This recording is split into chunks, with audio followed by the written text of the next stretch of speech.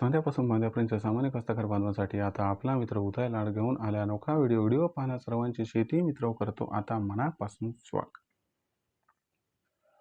शेतकरी मित्रांनो, आपण सर्वांनी आता थंबनेल पाहितलं व आपण सर्वांनी आता टायटल सुद्धा वाचले. सांध्यापासून बांध्यापर्यंतच्या सामान्य कांदा उत्पादक शेतकरी मित्रांसाठी सध्याचा हा लाख मोलाचा व्हिडिओ आणि सध्याची ही लाख मोलाची माहिती. जी माहिती तुमच्यासाठी, माझ्यासाठी व आपल्या सर्वांसाठी सध्या अत्यंत महत्त्वाची आणि अत्यंत फायद्याची. ज्या माहितीच्या अनुसार आता कर्नाटकमुळे इथून पुढे देशांतर्गत बाजारामध्ये प्रचंड बदलणार आहे या ठिकाणी कांद्याचा बाजारभाव. पण इथं प्रश्न उद्भवलाय की असं काय घडले कर्नाटकमध्ये की ज्याच्यामुळे इथून पुढे आता देशांतर्गत बाजारामध्ये प्रचंड बदलणार आहे या ठिकाणी कांद्याचा बाजारभाव.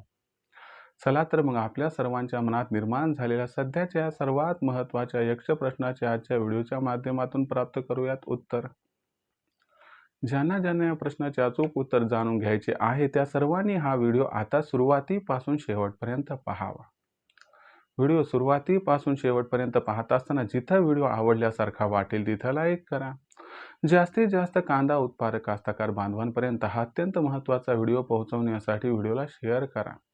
ज्यांनी ज्यांनी आतापर्यंत चॅनलला सबस्क्राईब केलंच नाही त्या सर्वांना विनंती की बाबा चॅनलला सबस्क्राईब करून नोटिफिकेशन बेलला ऑल करा.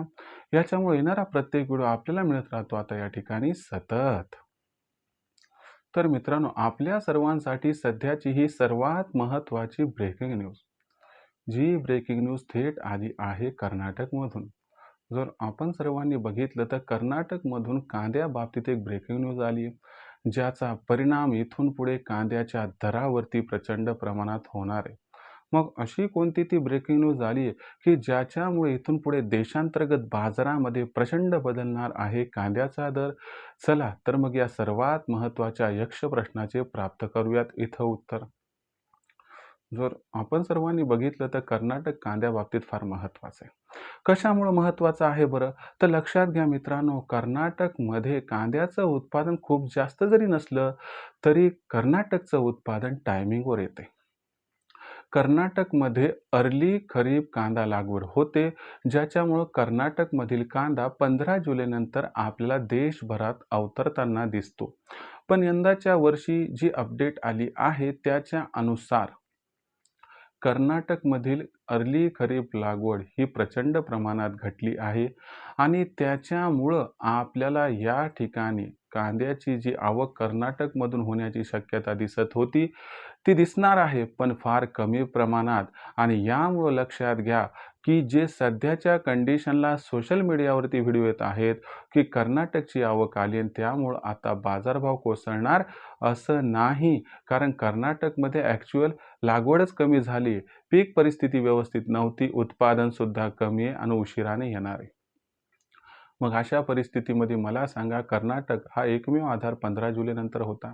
आता कर्नाटकचा हा आधारसुद्धा संपुष्टात आला आहे ज्याच्यामुळं 1 ऑगस्टनंतर कांद्याच्या बाजारभावात प्रचंड बदल होणार आहे.